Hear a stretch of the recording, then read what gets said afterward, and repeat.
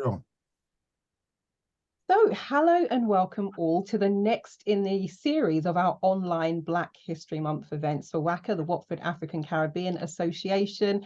As has been customary for the last at least 3 or 4 years now, we have a series of events, not just throughout October, but throughout the entire year, because one of the discussions we had when we ran this online in 2020 was that Black History Month is fantastic and Black history is a thing that runs throughout the entire year. So do make sure, if you're not already on the subscriber list, make sure you join. You can also join the association. We'll put some links in the chat for you. We'll also add a link under the description of this video if you happen to be watching this after the fact on YouTube or one of our social media channels. So you can become a member as well, absolutely free of charge.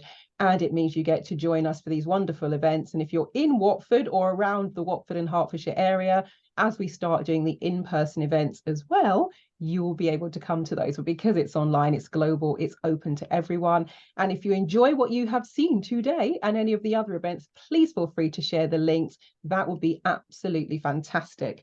So today's event, we are looking at the reality of race discrimination in these times. And we are going to be doing a bit of a retrospective. We're going to look at the history of just some of the things that the Windrush generation faced when they came over to the United Kingdom, and we'll then be transitioning into the present day and looking at some of the things that are facing the community now. So if you have questions, queries, if you're here live, please feel free to put them into the chat, and we will cycle through those at various points. But for now, I'm going to hand over to Clive Saunders, who will be leading the presentation today. And I'm sure you all know who Clive is. He is the man who steers the ship, makes sure everything eventually gets done and keeps it all going. So Clive, lovely to see you again for yet another event, and I will hand over to you. Thank you, Marilyn, and welcome everyone to another one of these occasions. I've been involved in this field for quite a long time, and I'm still involved, and I get things that happens that makes me think that actually we have a way to go before we get to the destination we probably all want to be at. So as a planning group, we were looking at what we would cover during this particular month of activities, and this topic, as Marilyn has outlined, is one of those. So I'm going to spend a little while just talking, put some context to all of this, and then I'm going to open it up to you all, hopefully to share your own knowledge and your experiences, so that at the end of the day, we can actually come out of it with a sense of where it is that we should be going as an organization and as a people. So let me just put this on. Is this visible to everybody? Yes, we can see your screen, Clive. Thank you. Okay. So as Marilyn has said, we're going to talk a bit about the reality of race discrimination in these times. But of course, nothing stands still. Things have gone on for quite a long time and still goes on. So once I've presented, while I'm presenting, please do put stuff in the chat and we'll try and pick them up at the end. And if there's something burning that you want to pick up as we're going through, I'm sure Marilyn will bring that to my attention, because I can't necessarily see what people are doing whilst we are going through. So a bit of context. Let me the history of discrimination and unfair treatment that we faced as a community is not a new one, although our presence here is not new either. Because of what has gone on over a long period of time, what we've seen is legislation after legislation to try and address not just race discrimination, but all forms of discrimination, because actually race discrimination is not the only one. There's a whole lot of other things I could say, but some of you may or may not remember that a guy called Ted Cantle did a report on on community cohesion, because back in the early 2000s on the then Blair administration, there was some concern that some communities were living parallel lives. And that's became the beginning of what was to become a tool that was often used to deprive communities even further. I think the tool was intended at that time to target some of the Muslim communities up in the north of England who were said to be living parallel lives. The way that had been implemented meant that actually, for example, organizations like ourselves serving our community were equally said to be not, as it were, integrating, not living in that cohesive kind of way.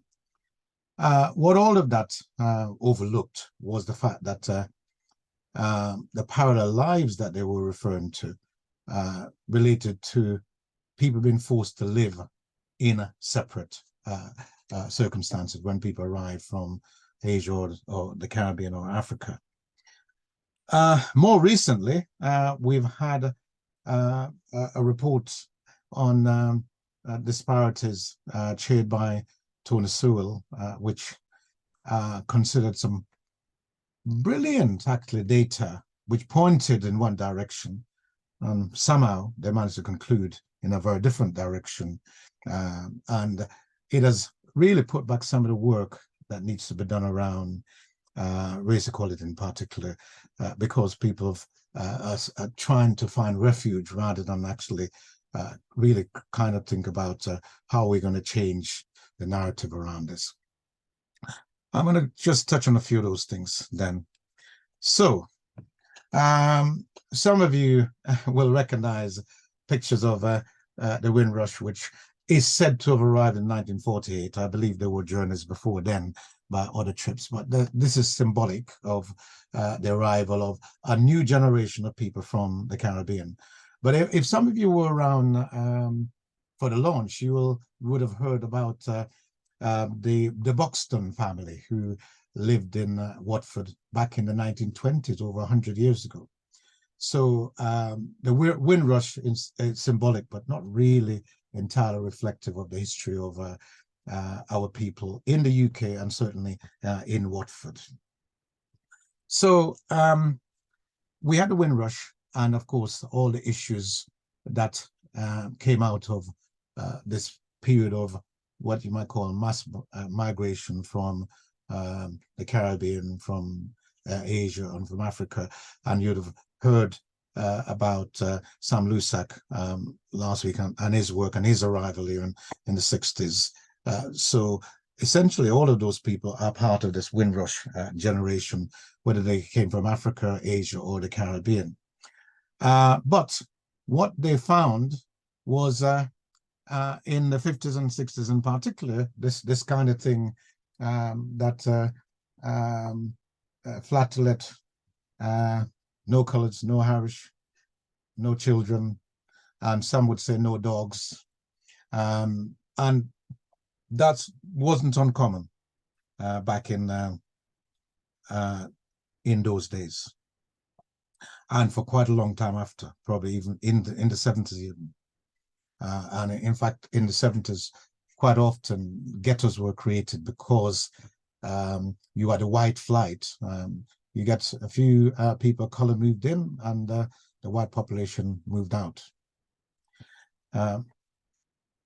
So I mentioned earlier on about legislation, and we've been legislating for quite a long time. So one of the first thing that was done in 1965 was the first Race Relations Act, which addressed the fact that a lot of people of color couldn't access public places, pubs and restaurants and places like that. They would have those kinds of signs that I was just referring to a moment ago. And the government of the day introduced this particular act to try and address that area of concern. However, what they soon found out that that didn't address the issues of employment, housing and trade union membership. And we know that back in those days, for example, the trade unions was just as racist as any other part of society. So that particular piece of legislation was introduced to then address that whole issue of race discrimination in those areas.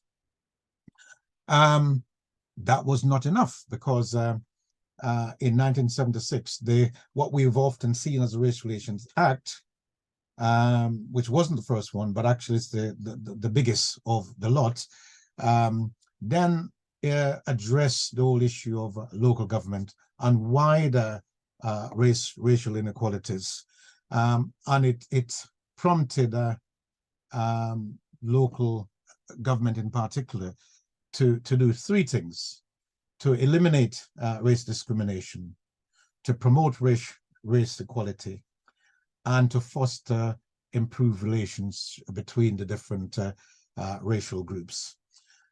You will see that as being part of the core element of what became the Equality Act 2010, because actually that built directly on the Race Relations Act 1976, only it broadened it out to, for example, foster relation between different people, not just people with different racial origin. And of course, what the Act did was also introduce what was then called the Commission for Racial Equality. That's now been sort of, that role has now been taken over by the Equality and Human Rights Commission. But the CRE, Commission for Racial Equality, was that body that was there with that task of seeking to police that and to promote and support the development of that kind of movement. So the Equality Act consolidated all of that and actually provided a position where that was being sort of addressed across the 9 protected characteristics, which we're not going to go into. But it meant that a public sector organization had what they call a public sector equality duty, equally to promote equality across those different areas. So, despite all of that, and we mentioned George Floyd in 2020, and that's in America, and it's kind of was the galvanizer of a new movement seeking race equality, really across America, here in the UK. That whole notion that it brought up, that actually that abuse, that element of discrimination was still alive and kicking. And people would probably say, well, that won't happen in the UK. America has always been more violent, and they've been more discriminatory than we've been here. I think that may be a debate that we'll want to have, but George Floyd, during also because it was during that period of COVID, kind of got people thinking about things. And when we saw linked to that was the increased number of people from our communities that were dying through COVID. People really started thinking about that issue, and we're still concerned about it ourselves, but we do have to wonder whether that's still the case. So anyway, just earlier on this afternoon, it was in news about the Ricardo dos Santos and Bianca Williams case that went back to 2020 when they were, sorry, I think it's 2021, I might got the date wrong. They were stopped by the police for really no good reason, which this is 2020. I go back to 1976 when I was stopped by the police for what I call driving whilst black. And I say that's 1976, and here we are in the 2020s, and we're still having that happening. Just here in Watford, one of our community members called me about a year ago and was really concerned about the fact that her 18-year-old son would pass his test, and she had sent to the shop to get something, was actually stopped for no good reason whatsoever. That was last year. Of course, we've also heard the case about Dawn Butler. I think she's written a book about that now, about the way in which she was stop and search and so on. And then I mentioned the Sewell report here because actually I said about the fact that it actually gathered quite a lot of facts, but actually it then ignored those facts in drawing the conclusion that it did. And those facts, I'm going to touch on some of those that come out of that report as well as elsewhere, so that we can see what is happening. This was last year, but actually it's just in the news this year. And I'm sure you're all aware of this. And maybe in the conversation, somebody can remind us what this is all about. But this is, it was in Ireland, but I will argue with anybody that could have been right here in England, Scotland or Wales too. So just a bit of data on some of this. In last year, it was estimated that if you were a Black person, you would be subject to 27.2 stop and searches for every one of us, compared to just 5.6 for every white person. As far as school exclusion is concerned, we have also seen data that between up to 2019, 2020, the school kids, Black kids and mixed race kids were well above the average in terms of their exclusion from school.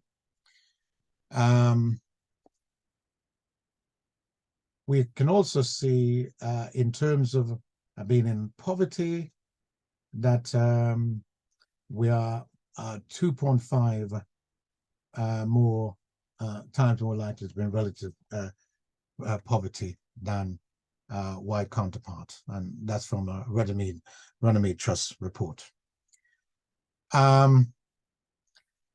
The data regarding Black kids suggests that they are 1.7 times more likely to be permanently excluded compared to white British children. The data that we have across health and elsewhere indicates that there is a fairly significant ethnic pay gap for Black, Caribbean, and African people, and I know this for a fact within the health sector. We also see within the NHS that if you are a Black applicant, you're significantly less likely to be appointed from shortlisted compared to a white applicant for a job. Now, when it comes to applying for the job in the first place, if you were a white job applicant who's inquired about a job, you're nearly twice as likely to be called back than if you're a Black African or a Caribbean applicant. The data says that in almost every police force here, Black people are the highest recorded stop and search rate, as previously mentioned. The experience of hate crime is still very significant. And Black people were arrested at a rate of 3 times higher than white people in 2020. Those are just some of the data. We could go on with talking about data all aspects of the criminal justice system, the housing system, education system, and we all have our experiences. I've got experience in quite a few of those areas of a personal nature that I could share, and I'm probably not amongst the most downtrodden in our community. One of the things that occurs to me that we seem to have been particularly concerned about over the years is terminology. And I had to say to somebody, well, let me just say a bit more about this. Back in the 70s and going into the 80s, we used to talk about equality. And equality was then quite a broadly defined concept. And it didn't mean necessarily treating everybody the same. But there came a point when people said, well, actually, we really need to talk about more than equality. We need to talk about diversity. So we then start talking about diversity. And then later on, is well, now we've got to start talking about inclusion. So we started talking about inclusion. And then we started talking about things like unconscious bias. More recently, here, although Kimberly Crenshaw, who introduced the concept of intersectionality, it's going back some years, but more recently here we've been talking about that. And actually, the term has really been hijacked, because when she spoke about it, she was concerned about the position when you looked at racism, it was compounded for Black women by virtue of the fact that gender was another sort of undermining consideration.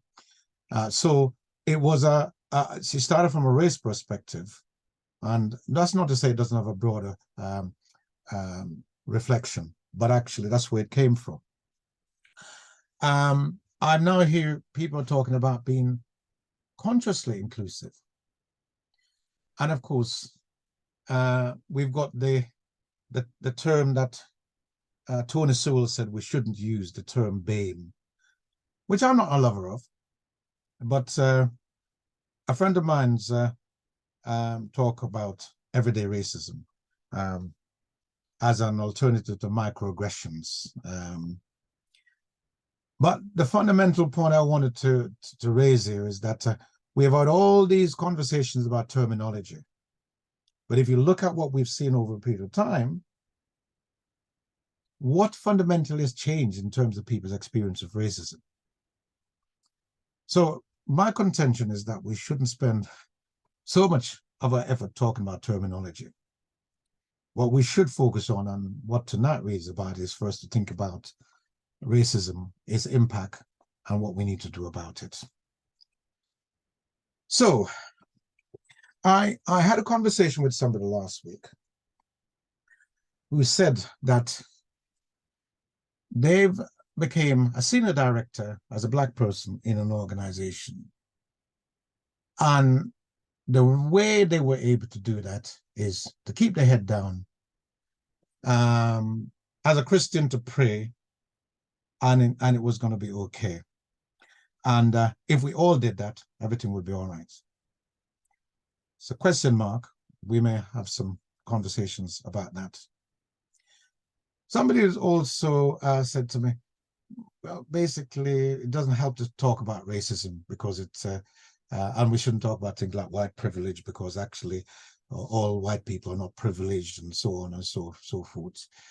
And there's also a question as to whether we're helping to perpetuate some of these things ourselves.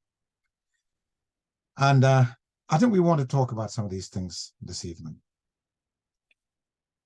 So I'm going to finish in a minute, but some of the things that I thought it might be helpful for us to reflect on. This thing has been going on for a long time. We're going back to the 50s and the 60s. So what is it that's helping to perpetuate this? What can we really do to change I said a narrative, but actually what can we do to change a reality that's still a reality for many of us now? Are we all doing all that we can? Because actually, although we aren't necessarily going to be able to find all this solution by ourselves, the question is, what can we do ourselves? And are we doing all that we can? Who do we need to be on our side is something that we need to consider. And maybe one of the things we need to think about, because as an organization, the association, we're looking to see what we can do and contribute to make a difference. So what's the one thing that we can all do if we are going to change the narrative and the realities around us? So I think this is where I'm going to finish this bit, Marilyn, and I think we're going to kind of open up to hear what other people want to say about their experiences, their thoughts about what has been said. So now let me just see what my next slide. Yeah. So question. I think it's question discussions at this point in time. So I'm going to stop sharing and I think there's one comment in the chat. Is there? No, what I put in the chat, I had put in the Ted Cantle report, a link to that if people did want to have a look. It is 80 pages, 80. So a little bit of bedtime reading if you wanted to have a quick look. So a couple of things, first of all, and I might work backwards. I'm also going to put another link into the chat in terms of, Clive, you were talking about. So this is a friend of mine, KO. So it's an interview for the Financial Times. I've just put it into the chat. So if you want to open that up, you'll see her smiling face. And KO has degrees, very well educated, good background, good experience, was finding that she was applying for jobs, getting absolutely nowhere, not even getting a look in, moving to the first round, etc. So she decided that she would change her name. Everything else on the application form stayed exactly the same. She changed her name to what one might call an English sounding name, and voila, was immediately invited to an interview. Then she comes onto Facebook and is like, oh my God, what shall I do? I've lied on the application. What shall I do? So, and she's asking everyone. So I said, look, you know what? I would just go in and be, you know, when they say hello and whatever the name was she chose, just be honest and say, look, I changed my name because, explain, and we go from there. Now, she was offered the job, which is great, but I've put the link to the Financial Times interview into the chat. Now, that was in 2016.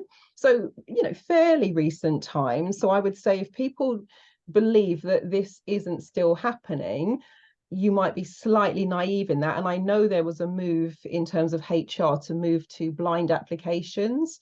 So you actually now can't, well, not everywhere, but some places you cannot see the name of the applicant. You have to go on what you're seeing on the piece of paper in front of you. But one of the things I will definitely say is that you're Black the minute you walk into the room, walk into the space. And I will share with you a quick story. I must have been, I don't know, 15 or 16 years old, probably about 16 by that point, and I worked for the Harrods and House of Fraser group, and I worked at Barker's of Kensington. It's no longer there, but if you go to Kensington, look at what it then became Whole Foods, but look right at the top, and I think you can still see the imprint that says Barker's.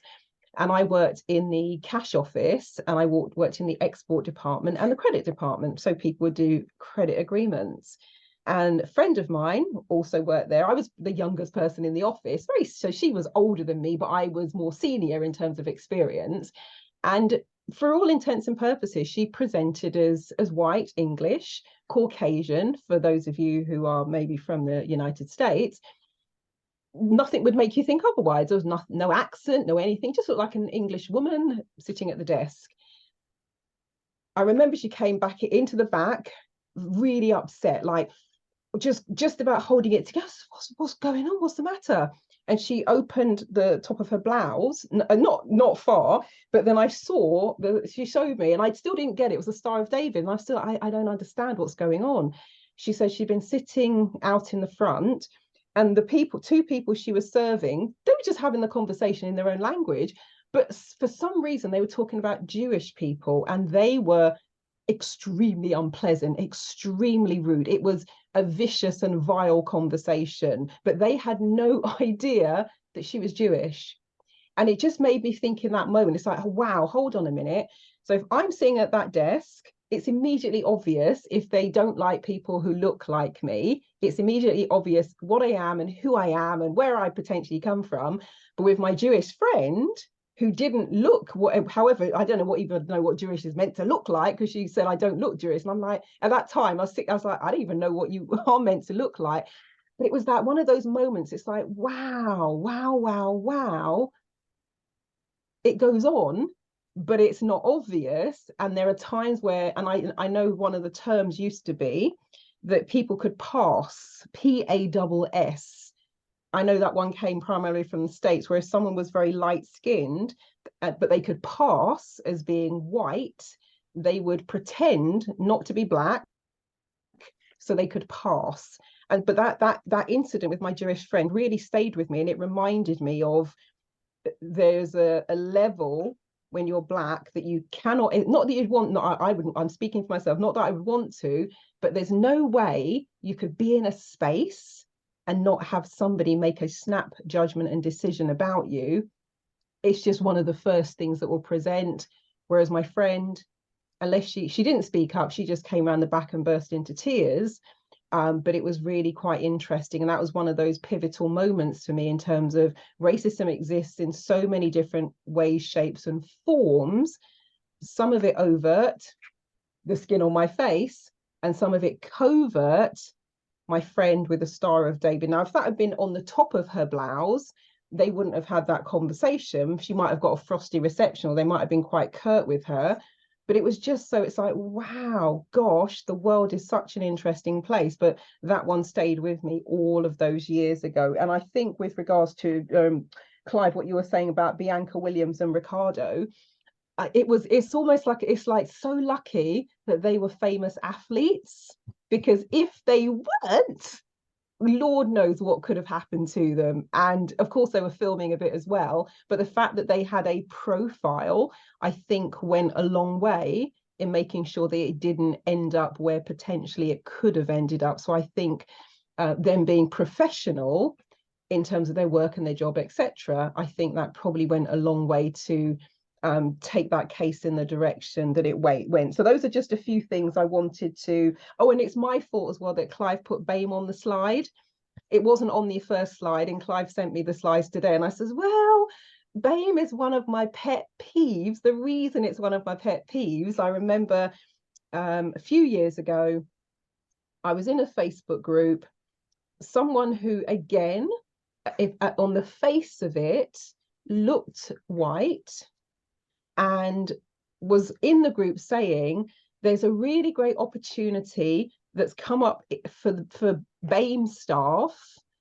Do you think I should apply? And people are like, why would you apply for that? She said, because I'm a minority. And that's when I thought, okay, the term has gone too far. It's too broad and wide. But I mean, they did go for her in the group. And I'm like, I didn't participate. I'm just like, oh my goodness, I can see where this is going to go. But in her mind, because it said minority, and when because she posted the thing, it clearly was intended for people who are African Caribbean, but because it came under the BAME banner, and she considered herself to be a minority, she was very put out that people were saying, I don't think you should apply because you'll be taking a space away. So that's when I thought, you know what, this term, I never really liked it anyway.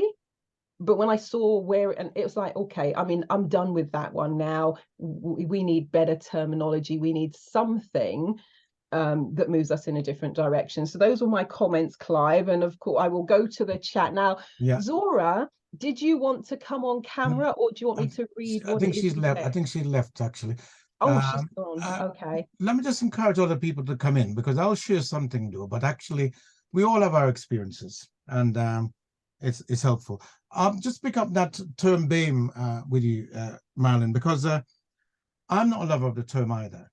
But for me, it's another debate about terminology, because actually I would have preferred to see Tony Sewell talk about the impact of racism and accept that there's institutional racism, rather than talking about terminology of BAME. There is a place for terminology that is you might call them overarching terminology, but it shouldn't detract from the fact that there's particular problems that it doesn't actually, as it were, unearth. So, for example, I know that within the NHS, there are some specific stuff that much more relates to the African and the Caribbean experience than it is, for example, the Asian experience. But when it comes to the experience of discrimination on the grounds of racial and nationality, actually, there is no more acceptable term. But so my problem is that if you use it as a catch-all, so everything is covered, then it becomes a problem. But as an overarching term, it's not necessarily a problem. But please do come in with your thoughts. I mean, when I think about a couple of things.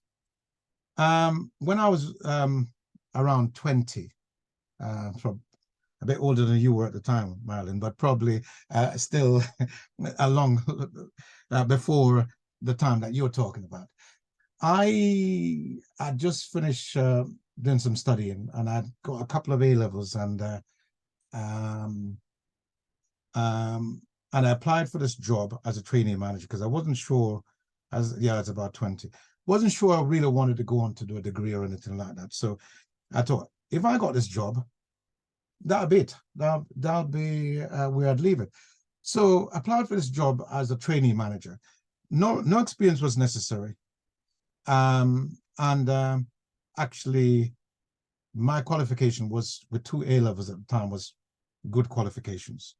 Anyway, went for this interview, and I was told I did very well, really well. And people get back to me. Heard nothing whatsoever about it. As it happens, I was working with a sort of a white colleague, a young white colleague, similar age to me, no qualifications whatsoever, who then saw the same job advertised. I didn't even realize they advertised this job. He applied for the job, and he was telling me about in my naivety, I laughed at him and thought, "Oh, well, you're not going to get that job because what have you got? No more experience than me, no qualifications." And lo and behold, he went and he got the job. And what the 1976 Race Relations Act did was to make blatant racism sort of outlawed. But actually, it may have been outlawed, but it didn't stop racism from being alive and kicking. And we see that in a lot of things that's still going on now.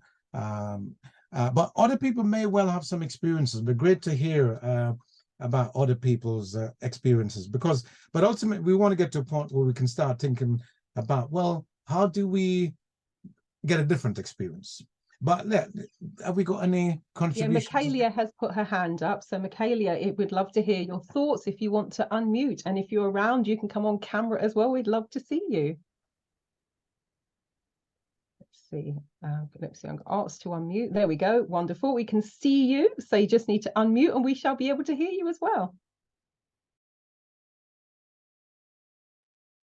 Right, you are still muted. So her camera has got, there we go. Right, you're unmuted now. Hi everyone. So thank you so much for allowing me to speak and for running such an interesting topic. I just wanted to kind of contribute to the employment journey of Black people presently. I recently went for a position, managerial, for a company within retail, and the first stage of the interview process was what they called I think you called it blind hiring, or whatever they're calling it now. I don't know. It changes from who you speak to, but basically it's blind shortlisting. Yeah. So different sections of the company would interview you, various people, and it's split so that it's looking at the applicant rather than their physical appearance, etc. So the head office actually did a phone interview with me, and that lady was very happy. She said, you know, you great on CV, you sound great on the phone. It was about a 40-minute interview on phone. Then I got through to the second stage, which was a face-to-face interview. Went in for that interview, had a 20-minute interview with the person, who was very much like, oh, this is an interview, it's just for you to hear about the job, and, you know, for us to tell you about, you know, what's required, etc. But really, head office are the ones who make the final decision, which I was happy about, because I knew that the lady on the phone was pleased with the interview. So then when I got home, I then received an email the following day saying that, as you didn't attend your interview, we assume that you're no longer interested in the position. So I was very, very confused. So I contacted the job centre to let them know what happened. They said that the retail company were also confused, and that they don't recall the interview at all. Everyone was just telling me that they were confused. It's never happened before in the history of the job centre, etc., etc., etc. So a second interview was then arranged, just the face-to-face, not the telephone. I went along for the second interview, and on site, within, I don't know, probably less than a minute from entering the building, I was told by the assistant manager that there are no interviews booked for that day. So I think that I'm just letting you know, because I've spoken to various leaders across the country and internationally about this situation. There might be a slight change in the way that discriminatory practices happens within you know, the employment journey for Black people. Now you can actually go to an interview and they can actually say that you didn't show up, even though they have security cameras, and, you know, you can say you look like this and they can check. They will actually deny you showed up at all. So just wanted to contribute that. Michaelia, I actually, when you were talking, I'm guessing what happened is they did not realize it was you, because, you know, I was talking about you pass on the phone. You would, like, I'm going to say this not because I mean it, but because it's been said to me before. You sound very English for a Black person. You don't sound like a Black person. You're very well spoken for someone from your background. Where did you go to school? Where did you learn to speak English? Oh, your English is very good. I hear that, you know, I've heard variations of those things. So I'm guessing that you showed up for the interview. They know they interviewed someone amazing. They just didn't put two and two together. Could that have happened? Is that potentially what went on there? If it did, it's still discriminatory. Of course. Our people, you know, gosh, keep saying this to people, because, you know, it's really difficult to when you hear people say that, you know, certain members within our community, quote unquote, speak well. Our community has been speaking well since the beginning of time. We actually created language itself. So the fact that, you know, you go into an interview and you're just walking around and someone hears you speak, or the way you address yourself, your interests or whatever, and associate that with proximity to whiteness, is actually quite, you know, frustrating at times, outside the community and within. So do I think that's an element of what could have happened? Absolutely, but not in a kind of a complimentary way, if you were to even consider that a word to be even associated with the actions here. But it's still discriminatory, because it means that you associate people who are members of my community with a dysfunction of the English language, that we can't speak it well, which we can and do very well. So it could be a possibility, absolutely, because I suppose, stereotypically, maybe I don't look as who they're expecting. One thing I said to my friend, maybe it's my hair, because I am sporting an afro presently. So, you know, maybe that's a thing, coupled with, you know, I'm not white presenting either. So I am very, very brown. So that, coupled with my afro, maybe it's a bit too much Black for where I live, because I live in a majority white space. again, I don't think I would have much problem if maybe I applied maybe Luton or London, but again, I have other things to consider. There's, you know, the finance of getting to these places, etc., because I'm not a driver. So again, my white friends don't have these things to consider. They can literally walk into any job, etc., and have and get whatever. But you know, I am well educated, well, you know, well qualified for the positions I'm going for. I have and do apply for positions that are of a not as not, I won't say lower status, but not as no, it's not so much qualifications are required, and I still don't get it. They say, oh, you know, say, you know, you're too overqualified. We're scared if we give you the job, you're going to leave. And so I'm just in this process where, in this place, excuse me, where I'm kind of, okay, I'm too overqualified for these jobs. And when I go in for the jobs that I am qualified for, they don't want to see me. So I just carry on supporting the Black community because it seems like, either volunteering or going into business for myself is my only options right now, because where I live, I'm just not getting any bites at all. Thank you very much, Michaelia. I just see that is it Jaya has put a point in here. I think labeling automatically puts you in a box. For me, I feel it then limits you in how far you're willing to go. Are you happy to actually say a bit more about that to us? Because it's an interesting thought. I don't know if you're willing to. Are you still with us? I can see Jaya, and if Jaya doesn't want to speak, Nick also has his hand up, but I can see Jaya, but they haven't unmuted as yet. Okay.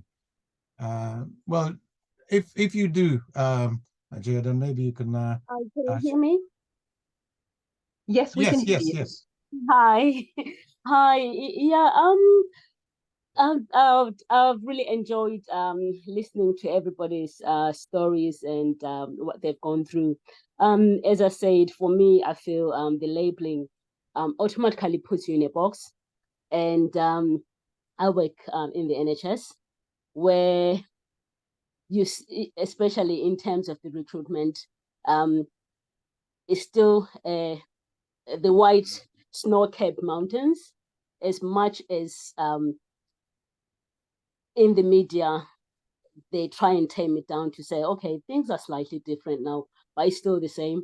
Having had 20 years plus experience, where I've got to a point where I know my worth.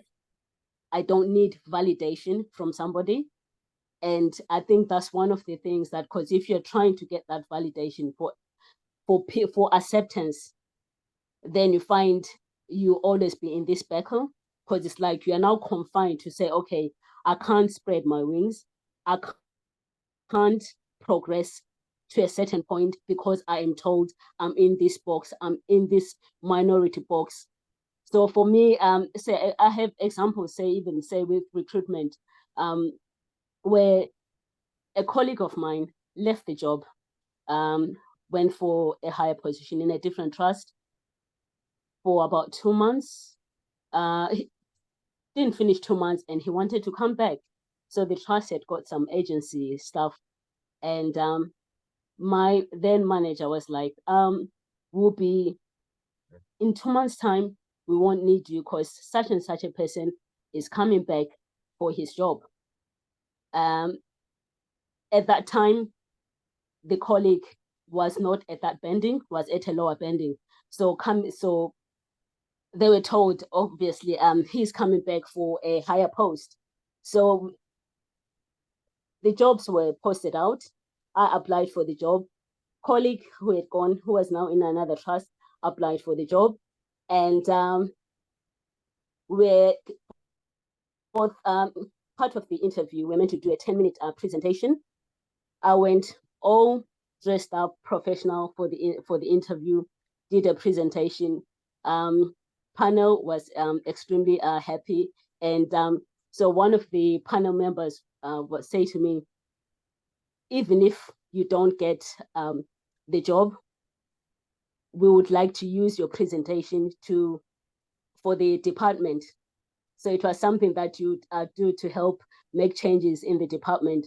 And the presentation I had done was where there was no financial input, but it's just changing the way we work. And so I was in the interview room for about 30 minutes. My colleague who had gone to another trust came, his interview. He went in, came wearing shorts, flip-flops, and a t-shirt for an interview, a senior post. Shorts, flip-flop, t-shirt, walks in, 10 minutes, he's out of the interview room, where the presentation itself was 10 minutes. But he walked in, 10 minutes, he's out, and he says, I've got the job. I had been in there for 30 minutes, did a 10-minute presentation, and they made me wait till the end of the day. The interviews were in the morning, but my colleague had already told me he had got the job. And later on in the evening, they told me, sorry, you did not get the job. There were stronger candidates on the day. I was like, okay. Gutted about it, obviously, but obviously I knew what had happened.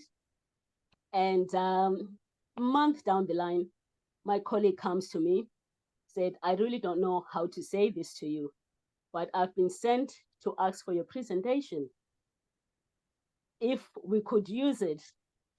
And my response was very bad. I said words I shouldn't have said, but I said, please go and tell them these words, exactly that. He looked at me, I said, I mean it, tell them exactly that. No one came back to me after that. But so that was sort of my experience, which was at the time heartbreaking, because you're thinking somebody just walks in knowing they've got the job. They didn't even interview him, sat down, have a few chit chat, and he was out. I got the job. And they were happy with my presentation, happy with what I had provided, that they even still 2 months down the line, they remembered my interview and wanted to use what I had to bring to the table. So that was sort of my experience. But now that taught me that I have a worth. And probably about 6 months down the line, they actually offered me a job without an interview. Because I just continued. I did not even go back. I just did what I was supposed to do, did my job. And I was like, I would not, regardless, I know what I'm worth. I know what I'm capable of. And they just offered me a job afterwards. And I took it. I said, no, I'm not going to spite my face and not take the job. I am going to take it because I know I deserve it. So that is my experience that I wanted to share with all of you. Thank you very much, Ajia. And actually, it's really sad and tragic that so many of us have got to go through those kinds of experiences because of the institutional nature of the discrimination that we face. Unfortunately, some of us don't actually see what is really going on. I was interested in doing, you haven't really addressed this, but because I thought you were going to say something about how the labeling actually limits where you're going. But I think we'll park it there because I think Nick wanted to come in. Nick?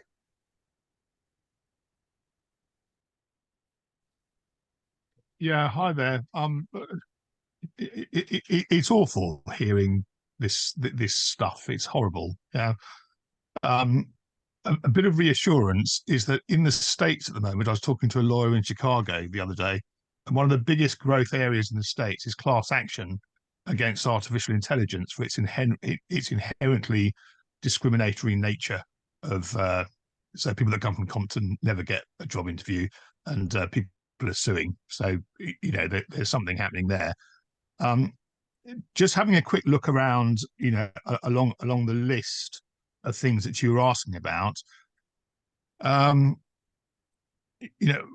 What helps to perpetuate this? And I don't think this is a black thing necessarily. It's a victimhood thing right the way across the board. And I had a long conversation with this with Herman Ousley back in the day, when he was heading up the Commission for Racial Equality, and he was very much into positive discrimination, et cetera, et cetera. But I've employed, lots of black people over the years. They've been extremely good. We've looked after them, and they've looked after us. And I think there was a real dilemma around this thing of how do you just be an individual person, and at the same time, I know, Clive, this is close to your head. How do you be an individual person at the same time look after each other's interests? And I think, what can we do to change the narrative on this? One of the things that's really clear to me is that the black community is far better at looking after itself and looking after its fellow people than the white community is. And there's a lot that we can learn from that. I've written an article today for Business Leader magazine, and talking about diversity and the strength of that diversity of thinking that enables us to innovate and think outside, and all of those things that everybody knows in business. Are we doing all we can? At an individual level, I'm sure everybody is. But every time you open that box, I do a lot of work with the Royal Marines and the whole PTSD thing, and the experience of being discriminated against over a very long period of time. The closest that I can get to that is PTSD, and it must be that people don't want to just open that box, and I completely understand that. Who do we need to help? Business needs to help. Business needs to recognize that the way forward is associated with, and not necessarily big business, local business. At some point, Clive, if you've got the time, I'd love to meet up and tell you what we're doing at Care About, because we're doing a lot of stuff on this. So, that's my penny's worth. But, believe me, there are lots of people like me out there who want to live in a multicultural society. We don't want little self-interest groups all fighting each other, trying to get handouts. We want to help people to help themselves. And, I hope that is a positive message, but, it is, it's so wrong, what has gone on. Speaking to Jocelyn Barrow tells a very similar story about when she got her first job at Marks and Spencer's. Something very similar happened. And she went in and had a go at the manager and just said, "Look, what are you playing at?"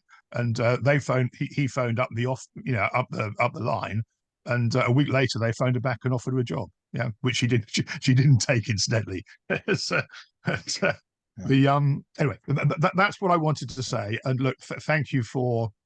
Yeah, I can only understand these things and try and help if I can get closer to it. So I feel very privileged that you've allowed me to be part of this. Yeah, thank you very much, Nick, because I actually, on the notion of who can help, certainly my view is that we live in Britain, and we do not need our white allies to recognize that something needs to change, and they need to be part of that change too.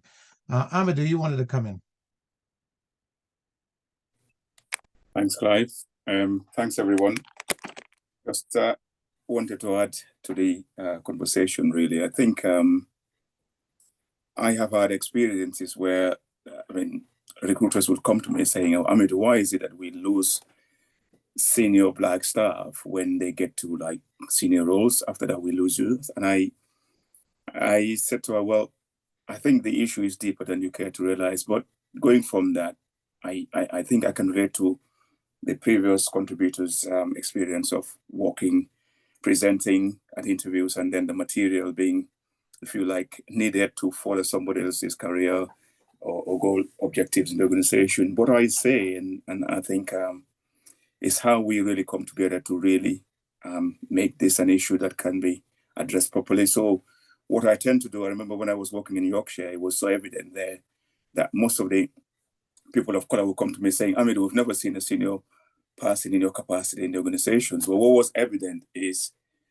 there was a distrust between the management and the staff. And what I did was just really, I used to call the staff around, prepare them for interviews, senior managers having issues with their staff as well, get them to really try and understand how diversity can enhance the organization going forward. But what was telling to me is like they will come to me, my senior colleagues, saying, "We know they don't listen to us, they listen to you. So if they have issues, they'll come to me." And I just thought, this is not what I'm here for.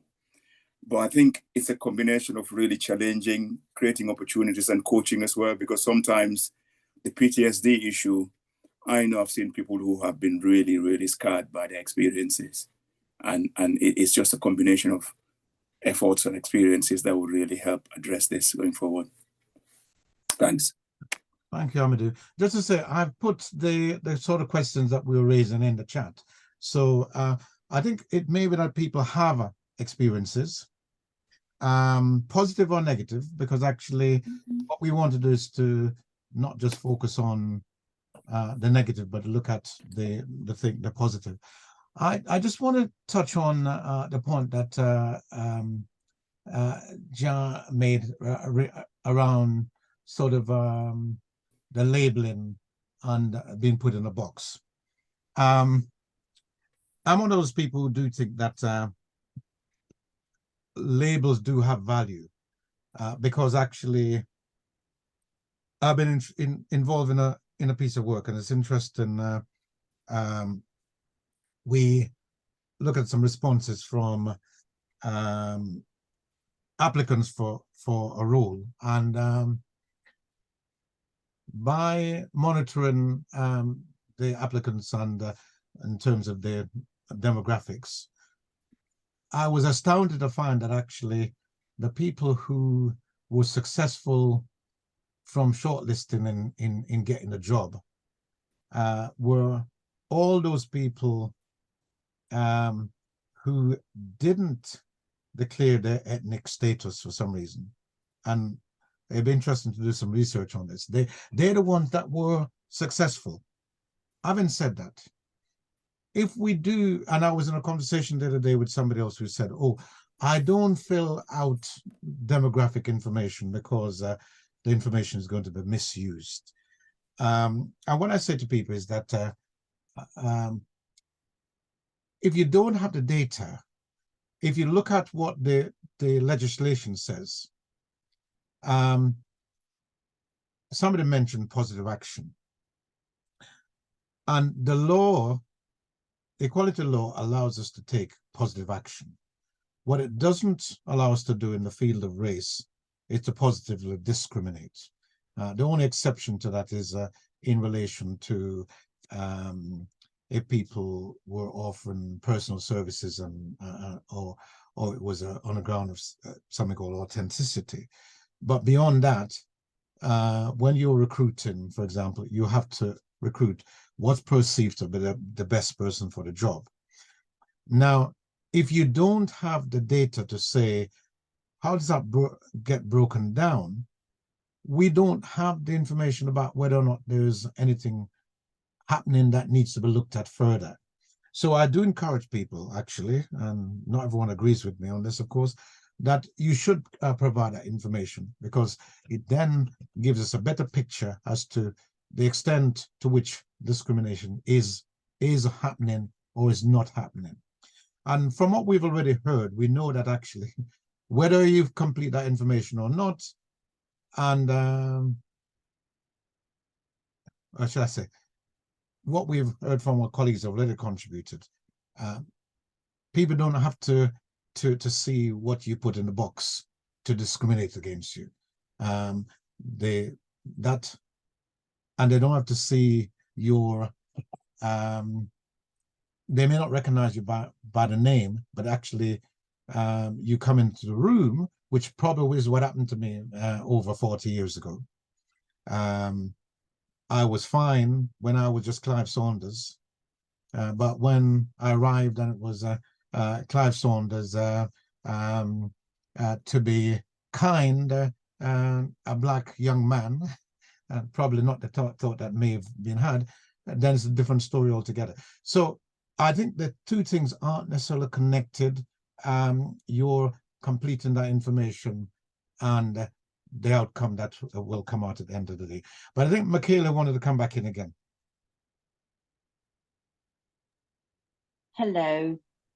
Yeah, I just wanted to just give just a slight contribution on noting things to the system with regards to the community and the kind of the reluctance to do those things. I think that yes, in theory, if you note, your ethnicity. They will know the intake of what's coming in, and they can, when I say they, the powers that be, who has ever been appointed in whatever position to do that, can see how many Black people are coming into their organisation, and thus see if there's any discriminatory, etc., etc., etc. However, there are people in our community that do fill those out, and yet within organisations and institutions, very strong discriminatory action is still taking place. I think that's because we have to look at the fact that the systems in place presently don't allow for the injection of, shall we say, fair play from our community, filling out the forms, doing the census, doing these things that we do anyway, to the point where members in our community have decided not to even do that because they can't see any positive trickle down through generations to affect those of, you know, the younger generation today. Most people I speak to in the youth within our organisation, they tend not to fill in that area because they feel it would put their application at a better standing professionally, so they can actually be put through the door to be actually seen. And I think that's because if they do fill it in, the system itself will, you know, still has an opportunity to fail you and to not support you. So most organizations, their diversity and inclusion, as they put it, training days are only for a day or two or a weekend. It's not something that's actively checked upon or manifests within the entire organization. Black History Month, really, they only really remember us within an organization during the month of October. It's not something that's practiced during the year to be inclusive of others and not thinking of a day or a month. It's not kind of in the system. It's not even in the culture that we live in as a country. So that said, that all contributes to the businesses and organizations and institutions that are meant to support us all. And if they don't have a platform for us giving in our information and filling out these forms, it will fall on deaf ears. That's my contribution to that. Thank you very much, Michaela. I just say this, and I'll go back to something else that I can see in the chat. And I can comment on diversity training to an extent.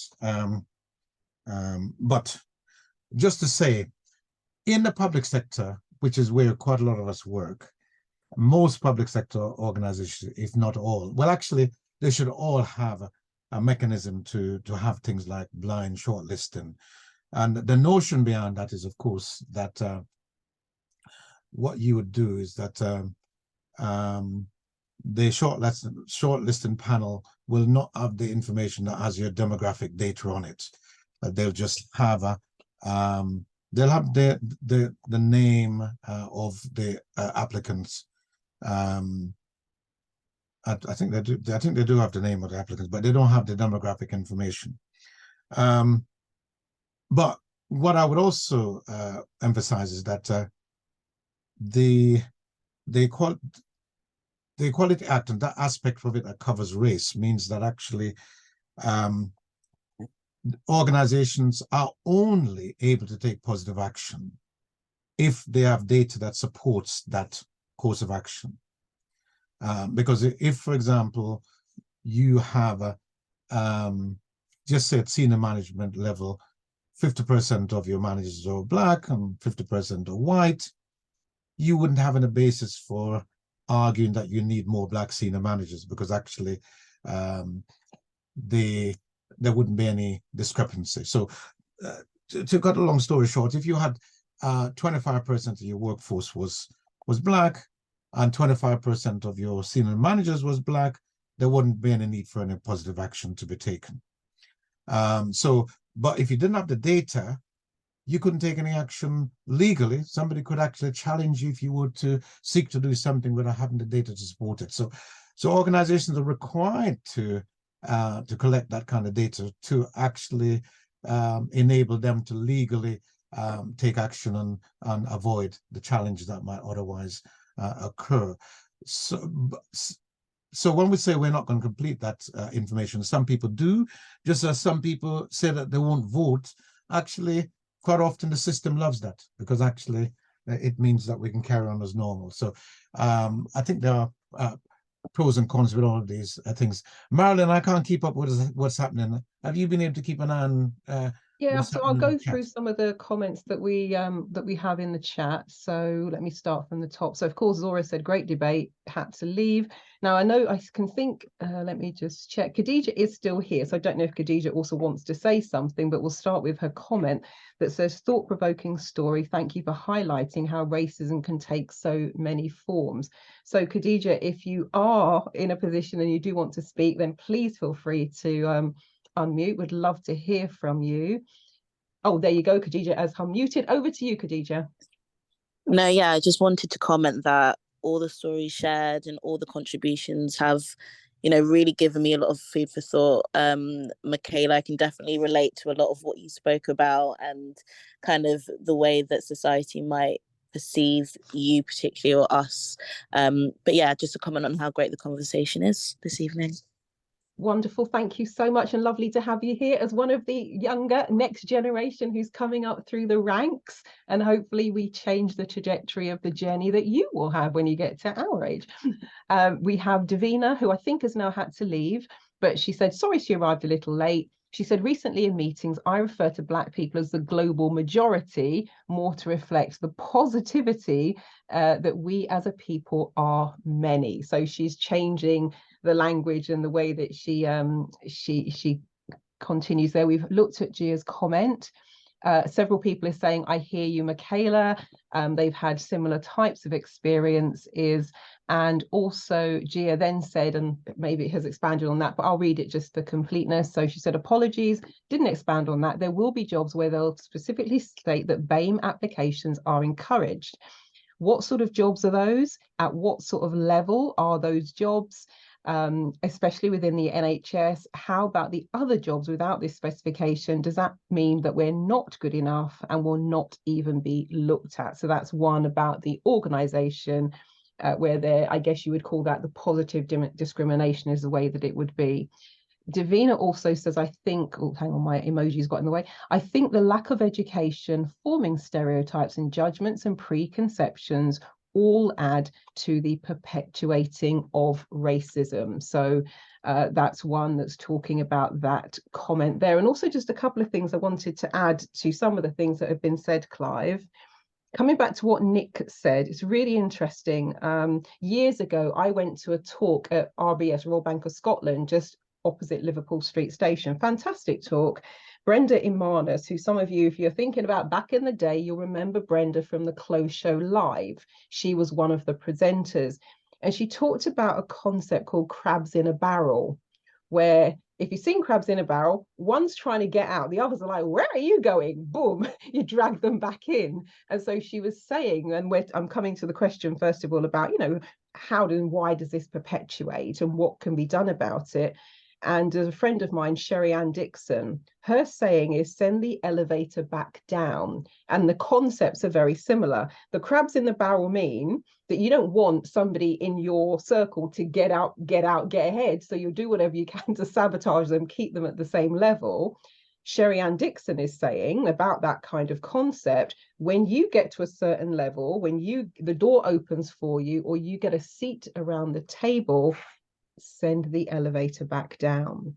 And that means whoever's coming up. So for example, I would send the elevator back down for Khadija, who then gets in the elevator, rises through the ranks. When Khadija gets to that, she sends the elevator back down to whoever is currently 10 years old eating their dinner at this moment, but in 10 years time, they'll be ready. So it's that sort of concept. Now, what was interesting, I thought, let me just, because I wanted to remind myself, who were the other presenters on the Close Show Live? First thing I noticed on the Wikipedia was that all of the presenters, this might sound quite insignificant, all of the presenters have a hypertext link in the Wikipedia entry, except for one, Brenda. So I thought, okay, maybe Brenda does not have a presence online. Brenda has a beautiful presence online. She has a whole website, Brenda Imana's OBE. Now, the reason I mention that is I do write for newspapers and magazines, been doing that since 2003. One of the things I have to do most often, and it happened, let's say there was an article I did for Forbes magazine, for example, and there were several coaches, consultants who had contributed. Read the article, very nice. I looked at every single other contributor. They all had a hypertext link except one. Guesses in the chat, which one do you think didn't have a hypertext link? At first I thought, well, maybe they're not linking to everyone, because sometimes they don't, they don't want to promote someone, so you don't get a link, but you get a mention. But then I clicked on all of the hypertext links, and they all did things similar to me. There was only one difference between me and everyone else. Now, this wasn't anything to do with Forbes magazine. This would have been somebody editing, whoever's updating the website, la, la, la, la, la. So I very politely went back, said, great article, really fantastic to be included. Could you do me a favor, please? I've noticed that every other contributor has a hypertext link. So could you please add one for mine? That has happened more times with various publications than I care to mention. Could be coincidence, but just seeing it here again with Brenda being the only person who doesn't have a hypertext link, it just made me go, oh, that's interesting. But I shall leave that one there. And the final thing I wanted to say, and I have answered the questions as well, so maybe we'll round up with those in a bit, is the whole thing around AI that Nick was talking about. One of the things I noticed, because I've got an AI program, I actually put business person in, and it just gave me men. So we've got some sex discrimination going on there. Then I put business women in, and it just gave me white women. And so it's one of the things that's on my to-do list. I'm going to keep a look at, I'm going to use it again a few times. If I consistently notice that when I ask for about business, it only gives me a certain demographic, I'm actually going to write to the company and just say, hey, been using your AI tool, really enjoy it. And this is what I have noticed when I ask for these categories. These are the types of images I'm getting back. There's another picture company I use who are absolutely brilliant.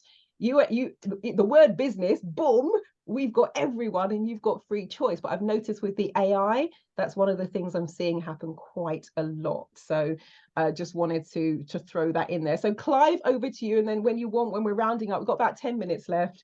I can quickly run through some of my answers to the questions that you posed, but back to you for now. Okay. Well, I actually wanted to ask the audience a question, really. And I particularly wanted to hear from those people who haven't said anything as yet, because we've kind of outlined what I hope we all accept is a serious problem that impacts adversely on our community. But I never like to think that there's nothing that can be done about these things. So I'd just like to ask those who are here if they'd like to share just one thing that they think that we could either do individually or collectively. I'm the chair of the Watford African Caribbean Association. We have a remit to try and help the development of our community, but we also have some individual responsibilities. So starting particularly with those people who have not said anything as yet, is there one thing in your mind, anyone, that you think we could do that can begin to make a difference in changes this narrative? So please unmute, or you can always write something in the chat if you would prefer not to. But it'd be good to hear some of your voices, because as an organization, we're only as big or as important as all of you. So please talk to us and tell us what your thoughts are. Just one thing, no matter how simple it is. I'm becoming a preacher now. So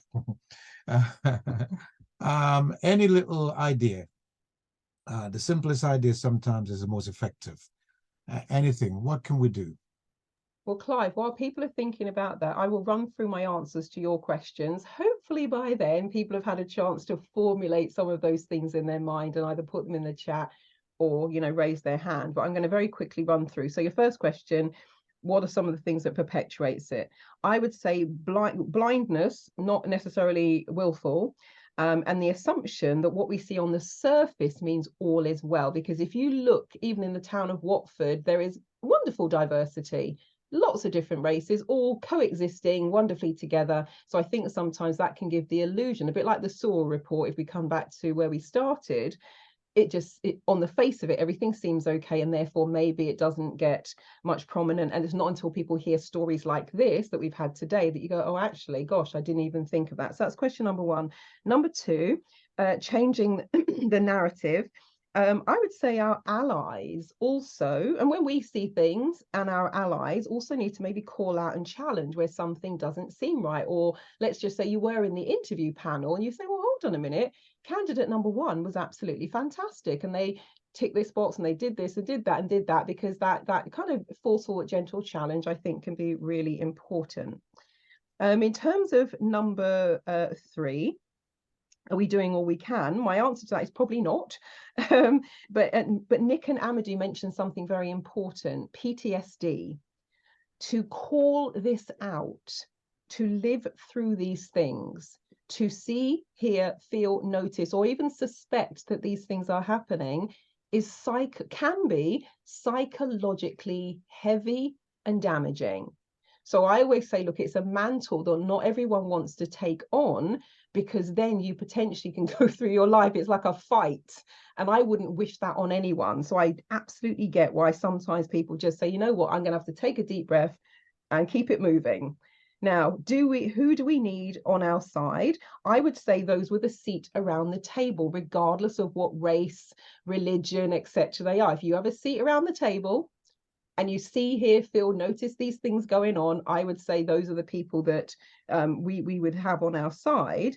And in terms of the one thing, I would say if something doesn't look right, if it doesn't sound right, if it doesn't feel right, or if you see blatant bad practice, then call it out. And that can also be challenging, because if you are in an institutional structure that supports the bad practice, well, you know what's going to happen. And that's not what anyone, sometimes you just have to suck it up and just carry on and do your job because you've got a family, etc. Because oftentimes you'll be then sidelines, troublemaker, bad seed, always complaining, find yourself in disciplinary. So it's easier said than done to do that.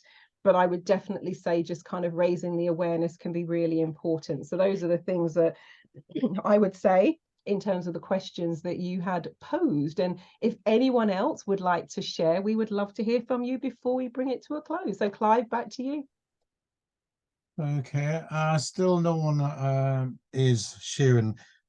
Just to comment on this idea, it's what they call it, a double-edged sword, really, because I do believe that actually it's important for us to get some seats around the table. However, I'm involved in a piece of work where we say that we're looking for Black staff to be involved in trying to change the narrative. But one of the things that we'd say is that actually those people need to have a level of consciousness that means that actually they're working for the agenda rather than against the agenda.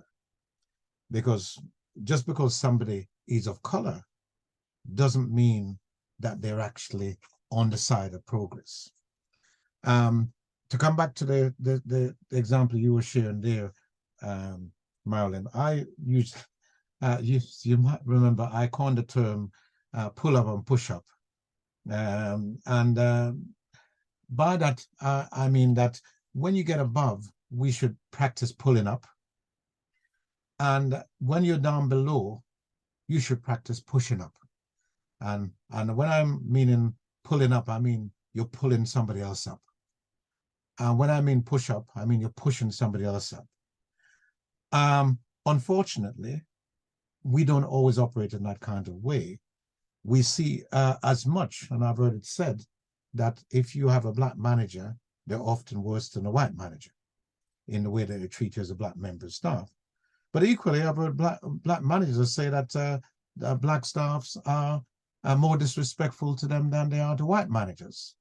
So it's a two-sided thing that we have to look at and to think about how we're actually going to work in that kind of way, whether you use the escalator or whether you use the pull up and push up example.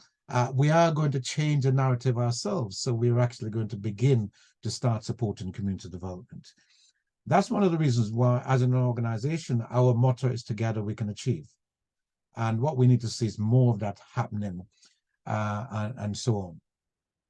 However, as I can't see anyone else coming on, I would just say that these conversations for us are important in terms of identifying some of the issues and challenges that we need to take forward as an organization, working with everybody collectively. So a bit of a plug. The organization is open and accessible. I'm particularly looking to see people coming on board who may be able to help us carry the weight. Some people are saying that my shoulders have had to be too broad. So I need some support in carrying some of the weight that we need to take forward. And it's great that we have some of our young soldiers like Khadija coming on board, and we just want to encourage more of that coming forward. We've got a number of activities that will be coming up through the month.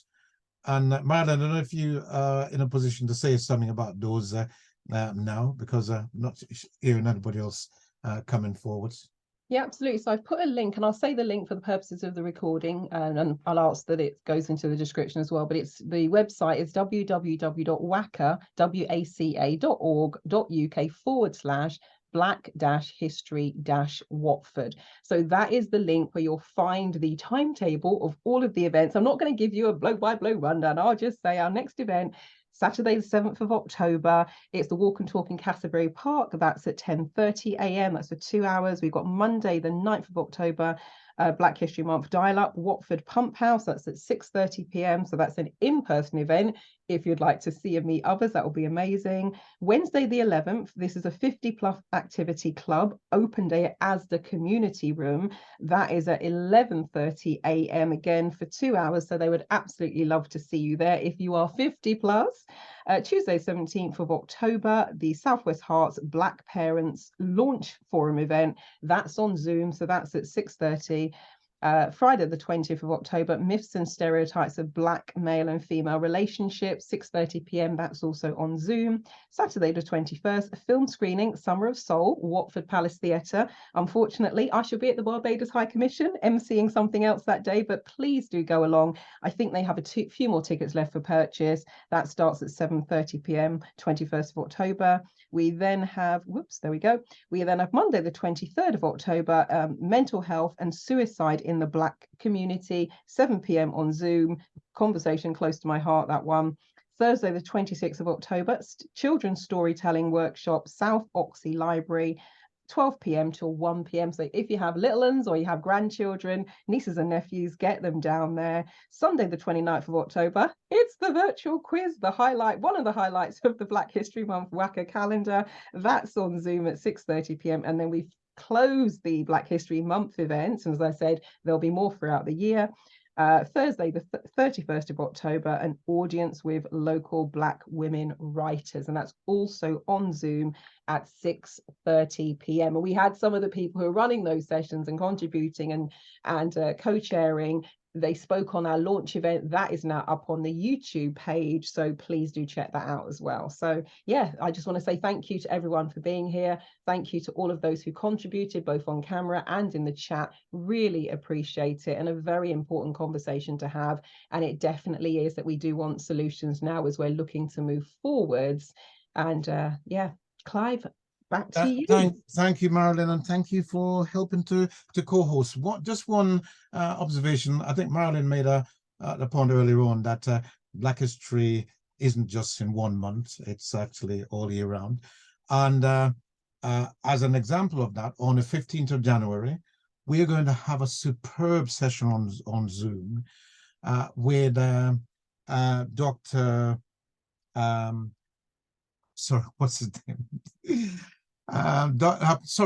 Professor Anton Emmanuel, who is a medical professor, but he's actually done some superb analysis on what he's termed anti-Black discrimination. And he's an eminent a clinician and academic. And if put that in your diary, because you want to be a part of that when it comes around.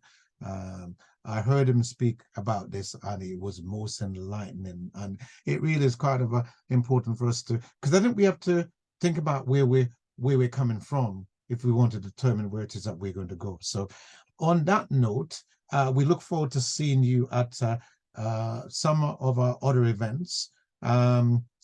The next event is the walk and talk on Saturday. So please come and walk with us at Castleberry Park, and it's all in the information that Marilyn has put out there.